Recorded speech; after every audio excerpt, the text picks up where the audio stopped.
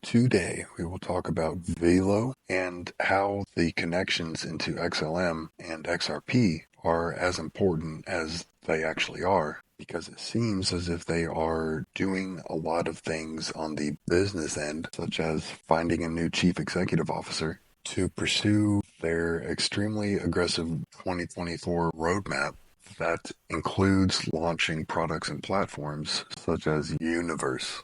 And it does in fact appear as if they are moving extremely fast.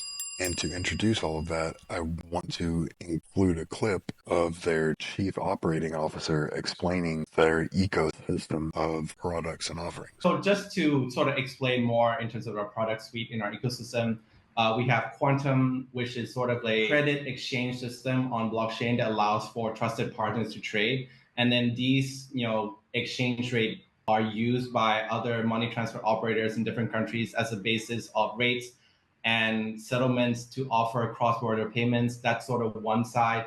And then we also have Universe, which is our decentralized exchange, order book style format. So sort of what we see is that an opportunity for people to get sort of the trading experience you would get from a centralized exchange, but instead of giving away the custody of your funds using a Web3 wallet like a MetaMask in order to connect and trade on our platform. We also built what we call a Nova chain, which is an EVM compatible blockchain. Nova chain is purposely made to have not a gas-free chain, but a gas token that has no value. Sort of a simple gateway, sort of a 1-2 click to create a Web3 wallet versus a maybe 5 to 10 steps to create a typical Web3 wallet. And then once people can trade, bring their products into the Web3 world, we also have a product called Orbit, which is a QR-based blockchain payments. So it's sort of like we're envisioning a sort of a end-to-end service experience for users.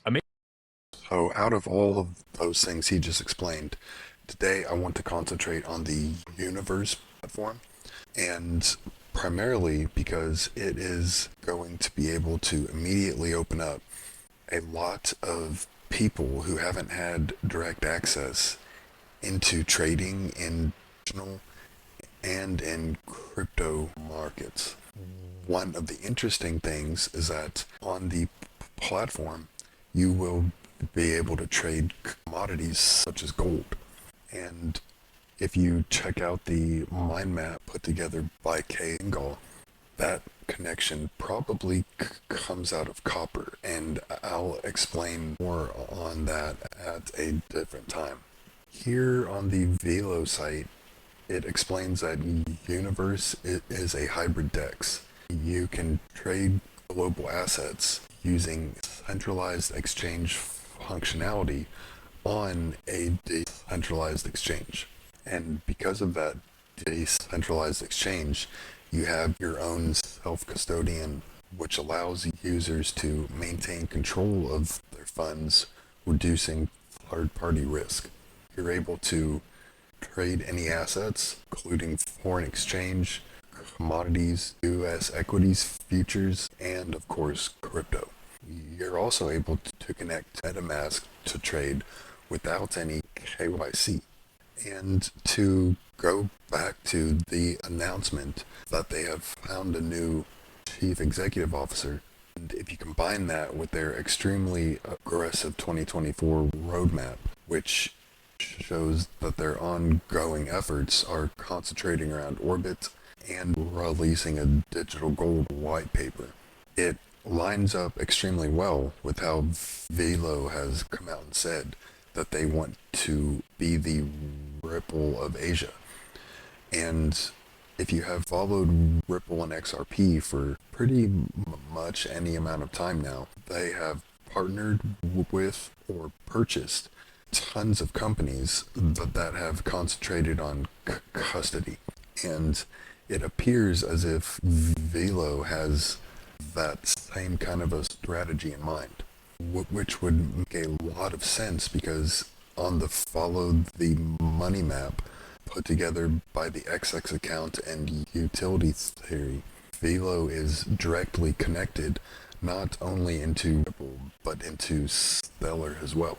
The connection into the SDF is obvious. The connection into Ripple isn't quite as clear. Mike Cowens, who was at Velo Labs, came from Ripple's Asia Pacific office and is ex-IBM, which of course has a ton of ties into XLM.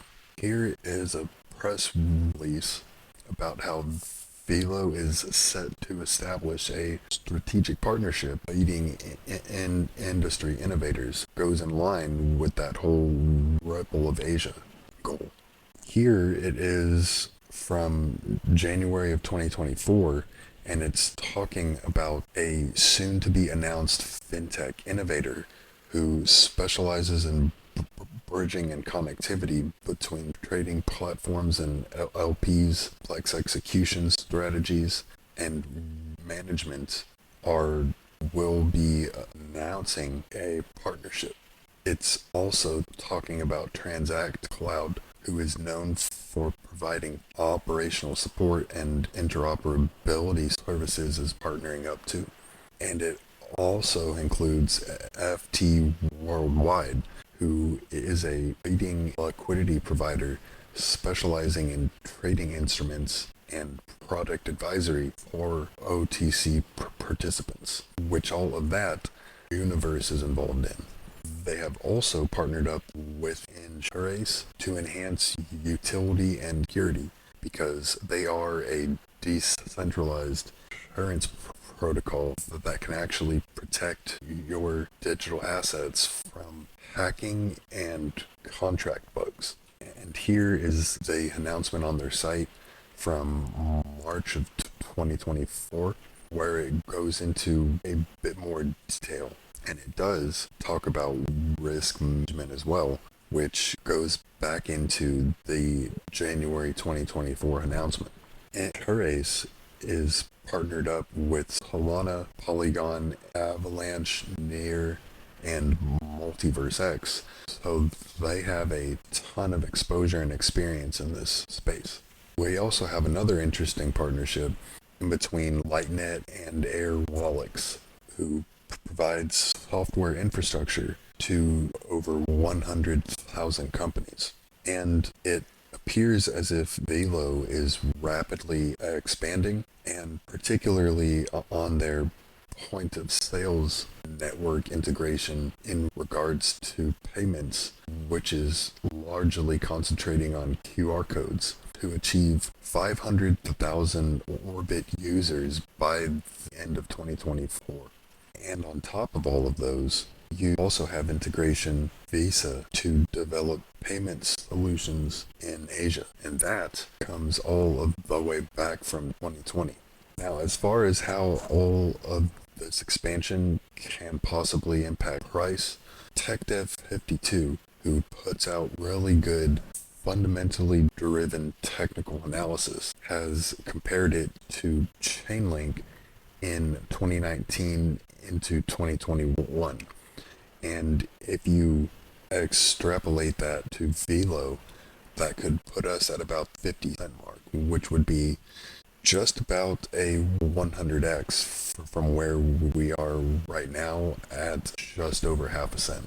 I have seen much more aggressive price predictions as well, including one comparing Velo to Telcoin in 2021, which could turn into a 250x for Velo. And that comes primarily because Binance appears to be heavily accumulating Velo as of January of 2024.